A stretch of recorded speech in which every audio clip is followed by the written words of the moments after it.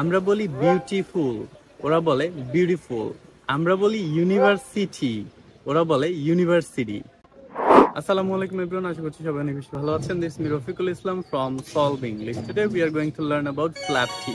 ফ্ল্যাপটিটা কি? নর্মালি আমরা যখন কোনো ওয়ার্ডের মধ্যে টি লেটারটা দেখি তখন আমরা ঠ সাউন্ড উচ্চারণ করি এবং ঠ সাউন্ড বলি, যেমন টাইম, টিচার ইত্যাদি ইত্যাদি।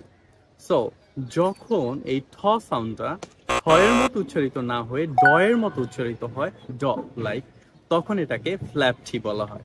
সো কখন এই ঠ সাউন্ড ডয়ের মতো উচ্চারণ হবে সেটাই আজকের এই ভিডিও থেকে জানবো। নর্মালি আমেরিকানরা এই ফ্ল্যাপটিটা অনেক বেশি ব্যবহার করে থাকে, যেমন আমরা বলি ওয়াটার আর ওরা বলে ওয়াটার। বেসিক্যালি ফ্ল্যাপটিটা তখন হবে যখন টি লেটারের আগে একটা ভাওয়েল এবং পরে একটা ভাওয়েল থাকবে, তখন এটা ঠয়ের মতো উচ্চারিত না হয়ে ডয়ের মতো উচ্চারিত হবে। যেমন আমরা একটু খেয়াল করলেই পাবো ওয়াটার, WATER, ওয়াটার। এখানে আমরা দেখতে পাচ্ছি যে টি এর আগে, টি লেটারের আগে একটা ভাওয়েল রয়েছে এবং পরে একটা ভাওয়েল রয়েছে।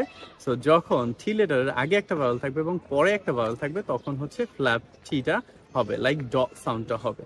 সো ওয়াটার হয়ে যাবে ওয়াটার।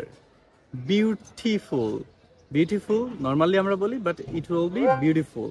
নর্মালি আমরা বলি letter, but it will be letter, letter, LETTER। So এখানে আমরা দেখতে পাচ্ছি আগে একটা ভাওয়েল রয়েছে, পরে একটা ভাওয়েল রয়েছে, যার জন্য ড সাউন্ড উচ্চারিত হয়েছে। এরপরে letter, LATER, letter, it will be letter, letter, ড সাউন্ড উচ্চারিত হচ্ছে। সো এরকমের কিছু আমরা ওয়ার্ডসও পেয়ে গেলাম এই ভিডিও থেকে।